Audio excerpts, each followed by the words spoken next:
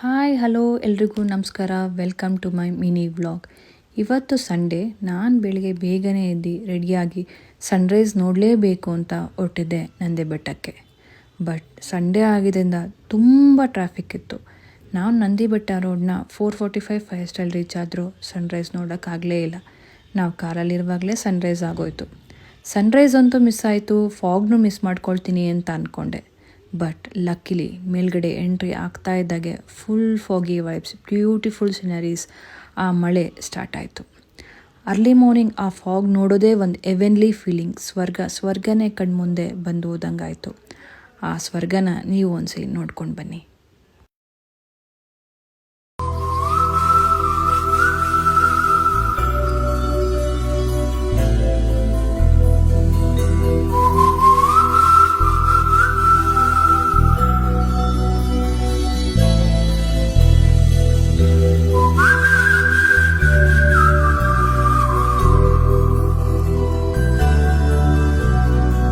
ಇದೆಲ್ಲ ನೋಡಿಕೊಂಡು ನಾವು ಮೇಲ್ಗಡೆ ರೀಚ್ ಆಗೋಷ್ಟರಲ್ಲಿ 8:30 ಆಗಿತ್ತು.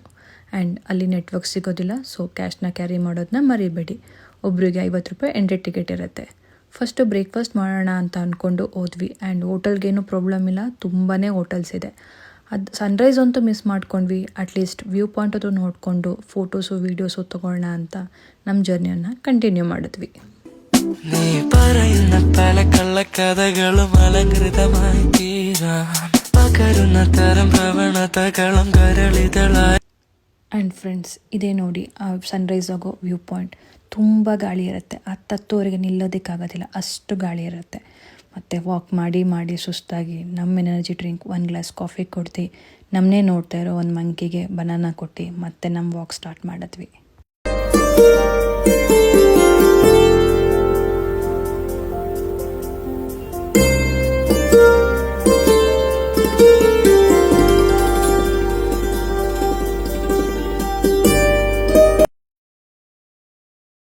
ಫ್ರೆಂಡ್ಸ್, ಎಷ್ಟು ಥರ ಗಿಡಗಳು, ಎಷ್ಟು ಥರ ಮರಗಳು ಅಲ್ಲಿದೆ ಗೊತ್ತಾ.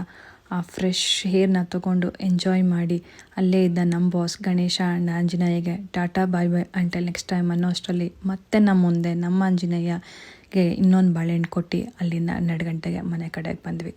ಸೊ ಫ್ರೆಂಡ್ಸ್, ಯಾರಾದರೂ ನಂದಿ ಬೆಟ್ಟನ ವೀಕೆಂಡಲ್ಲಿ ಪ್ಲ್ಯಾನ್ ಮಾಡ್ತಾಯಿದ್ರೆ ಆದಷ್ಟು ಇನ್ನೂ ಬೇಗ ಪ್ಲ್ಯಾನ್ ಮಾಡಿ. ಆ್ಯಂಡ್ ಟ್ರಾಫಿಕ್ ತುಂಬ ಇರುತ್ತೆ ವೀಕೆಂಡ್ ಆಗಿದ್ದರಿಂದ. ಸೊ ಆದಷ್ಟು ಕಾರ್ನ ಅವಾಯ್ಡ್ ಮಾಡಿ ಸೇಫಾಗಿ 2 ವೀಲರಲ್ಲಿ ಹೋಗ್ಬಿಟ್ಟು ಬನ್ನಿ. ಯಾರಿಗೆಲ್ಲ ಈ ವಿಡಿಯೋ ಇಷ್ಟ ಆಯಿತು ಲೈಕ್ ಮಾಡಿ, ಶೇರ್ ಮಾಡಿ ಆ್ಯಂಡ್ ಸಬ್ಸ್ಕ್ರೈಬ್ ಮಾಡಿ. Thank you.